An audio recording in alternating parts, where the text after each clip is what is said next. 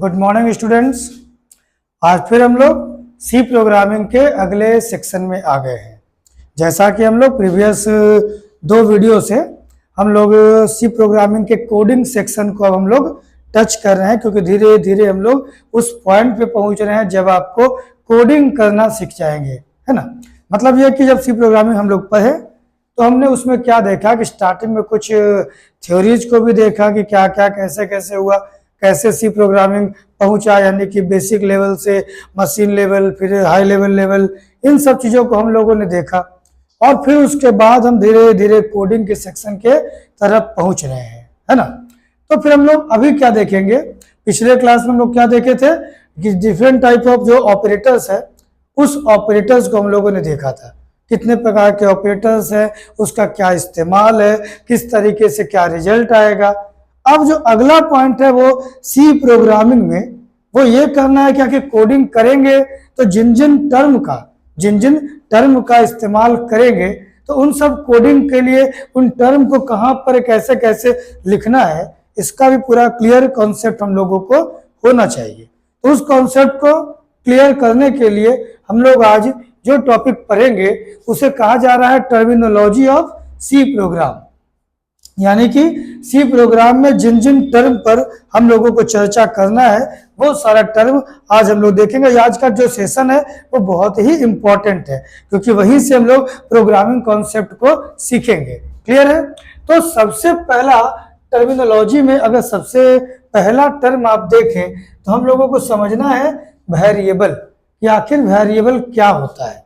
अगर by word समझा जाए, यानी कि अगर वर्ड मीनिंग को देखा जाए तो वेरिएबल का मतलब होता है वेरिएबल, मतलब कि जिसका डेटा, जिसका वैल्यू बदल सकता है। क्लियर, जिसका वैल्यू बदल सकता है। लेकिन सी प्रोग्रामिंग या फिर ये कह दें कि प्रोग्रामिंग कॉन्सेप्ट में अगर हम जो बात कहें तो वेरिएबल का जो डेफिनेशन होगा सिंपल साधारण सा, वो क्या होगा, reservation of memory space in RAM with specified data type. इसका ये मतलब होता है कि प्रोग्रामिंग में वेरिएबल लेना, प्रोग्रामिंग में वेरिएबल का कहानी, ये मीनिंग ये कहता है कि आप जब कोई भी काम सिस्टम पे कर रहे हैं, यानी कोडिंग कर रहे हैं, तो वहां पर जितना भी डेटा आप कंप्यूटर में डालेंगे, चाहे वो डेटा इंटीजर होगा, डेसिमल होगा, अल्फाबेट होगा, स्ट्रिंग होगा, कुछ भी होगा, जो भी डेटा आप कंप्यूटर में डालेंगे तो कहीं ना कहीं ये डेटा कंप्यूटर के रैम में या हार्ड डिस्क में कहीं ना कहीं मेमोरी में स्टोर करना पड़ता है। क्योंकि जब डेटा आपके मेमोरी में स्टोर होगा सिस्टम के, तभी आप उस पर कोई भी काम कर सकते हैं। जब तक उसको मेमोरी एलोकेट नहीं हुआ है तब तक वो सारा का सारा डेटा, जो एक प्रकार से जो साधारण भाषा में हम कह सकते हैं कि सारा डेटा हवा में है।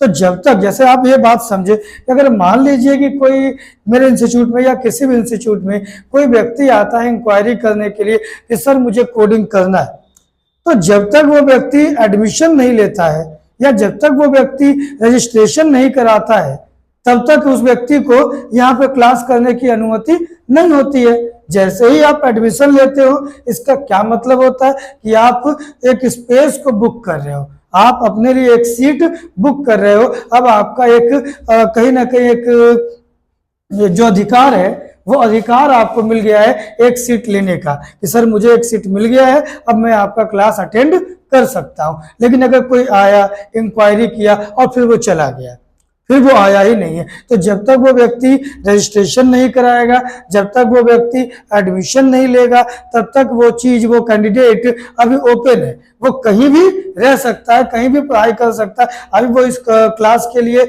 या इस संस्था के लिए रजिस्टर्ड नहीं हुआ है। उसी प्रकार से हम बात ये कर रहे हैं कि जो भी डेटा होगा उस डेटा पे जो काम करना है, तो उस डेटा को जब हम स्टोर करेंगे, जैसे आप साधारण तरीके से समझे कि ये जो है ये आपका मान लीजिए रैम है, ये आपका रैम है। तो रैम कहने का मतलब ये होता है कि रैम एक मेमोरी है। रैम क्या हो गया, ये एक मेमोरी है। मेमोरी जो है इंटरनली बहुत सारे ब्लॉक्स में डिवाइडेड होता है। ये सब जो टॉपिक है वो आप फंडामेंटल ऑफ कंप्यूटर में पढ़ेंगे। तो जो रैम है वो इंटरनली इस प्रकार के ब्लॉक्स में डिवाइडेड होता है। अब अगर मान लो कि आपके पास एक डेटा है x, या फिर आपके पास कोई डेटा है 10, इस 10 को आप चाह रहे हैं कि वो रैम में जाकर स्टोर हो जाए। तो आखिर ये 10 या 20.8 या ABCD कोई भी डेटा जो भी हम चाह रहे हैं कि वो कंप्यूटर में जाकर स्टोर हो जाना चाहिए, तो ये डेटा रैम में कहाँ पर स्टोर होगा, क्वेश्चन ये है। तो उसके लिए ब्लॉक्स तो बहुत सारे हैं, तो किस ब्लॉक में स्टोर होगा। तो ऐसा नहीं होता है कि हम जब कोई डेटा सिस्टम को देते हैं तो वो डेटा रैंडमली कहीं पर भी स्टोर हो जाए, ऐसा बिल्कुल भी नहीं होता है। एक प्रोग्रामर को, एक कोडर को ये पता होता है कि हम जो डेटा दे रहे हैं, है ना, एक जो प्रोग्रामर है, एक जो कोडर है, उसको, एक डेवलपर को पता होता है कि हम जो भी डेटा दे रहे हैं वो डेटा रैम में किस ब्लॉक में स्टोर होगा, क्योंकि उस ब्लॉक को जो कोडर है वो रिजर्व करता है कि मुझे इस डेटा के लिए एक ब्लॉक प्रोवाइड करो, मुझे इस डेटा के लिए दूसरा ब्लॉक प्रोवाइड करो। तो कहीं ना कहीं आपको रैम में एक जगह बुक करना होता है, रैम में एक जगह बुक करना होता है आपको अपने डेटा के लिए।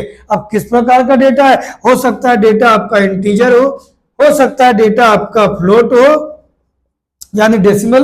प्रीवियस क्लास में मैंने बताया है कि बिना डेसिमल वाला नंबर इंट या लॉन्ग इंट कहलाएगा, ये आपका डेसिमल नंबर है, ये आपका कैरेक्टर है यानी कि अल्फाबेट है। तो आपका डेटा किस प्रकार का, ये आप ही डिसाइड करोगे, आप प्रोग्रामर हो, आप समझ रहे हो कि हम किस प्रकार के डेटा की बात कर रहे हैं। तो जिस प्रकार का भी डेटा हो वो डेटा रैम में कहां पर स्टोर होगा, उसके लिए आपको एक जगह बुक करना पड़ेगा। तो जगह बुक करने का जो प्रक्रिया है, जगह बुक करने का जो प्रोसेस है, इस प्रोसेस को ही कहते हैं वेरिएबल लेना, मतलब reservation of memory space in RAM with specified data type. इसका ये मतलब कि अगर मान लीजिए आपको कोई एक ब्लॉक आपको मिला, तो वो ब्लॉक, चलो ठीक है, आपको वो ब्लॉक मिल गया, अब आप उसमें डेटा डाल सकते हो, अब आप इस ब्लॉक में डेटा डाल सकते हो, लेकिन इस ब्लॉक में किस प्रकार का डेटा डालेंगे यह भी सवाल है।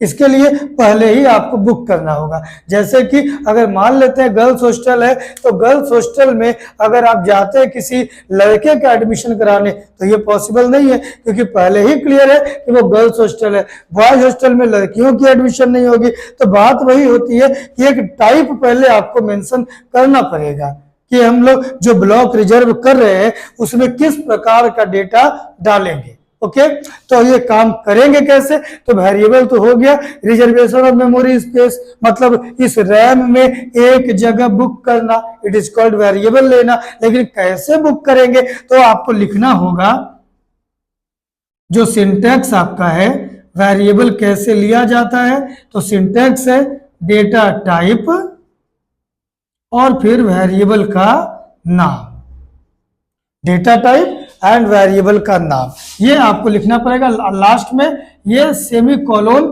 आपको देना होता है। मतलब डेटा टाइप हम लोग प्रीवियस क्लास में पढ़े हैं, इंट, फ्लोट, डबल, ये सब। तो अगर आप लिखते हो इंट और वेरिएबल का नाम कुछ भी आप दे सकते हैं, तो इंट एक्स, इसका ये मतलब हुआ, इस लाइन का मतलब समझेंगे, इस लाइन का मतलब हुआ कि आप एक्स नाम का वेरिएबल बना रहे हो और उसका टाइप क्या होगा, इंट। एक्स नाम का वेरिएबल आप बना रहे हो और उसका टाइप क्या होगा, इंट। मतलब इस रैम में कोई भी एक ब्लॉक आपको मिल जाएगा, जैसे मान लो यही ब्लॉक आपको मिला, तो इस ब्लॉक का नाम हो गया एक्स और इसका टाइप हो गया इंट। इसका ये मतलब होगा इस ब्लॉक का नाम एक्स, इसमें कैसा डेटा डाल सकते हैं, इंटीजर। अगर आप लिखते हो फ्लोट एंड वाई, इसका मतलब you just want to reserve a memory space in RAM with specified name Y.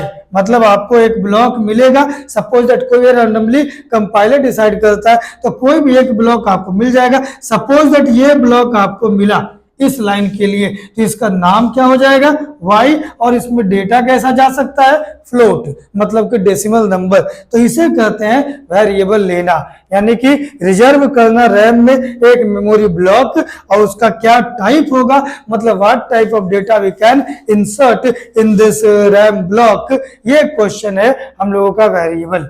Clear, तो कहीं ना कहीं ये पॉइंट था वेरिएबल। अगला सेक्शन में हम लोग देखेंगे कि फंक्शन क्या होता है, हेडर फाइल्स क्या होता है, इन टॉपिक को भी देखते हैं नेक्स्ट सेक्शन में। आगे के लिए इतना ही।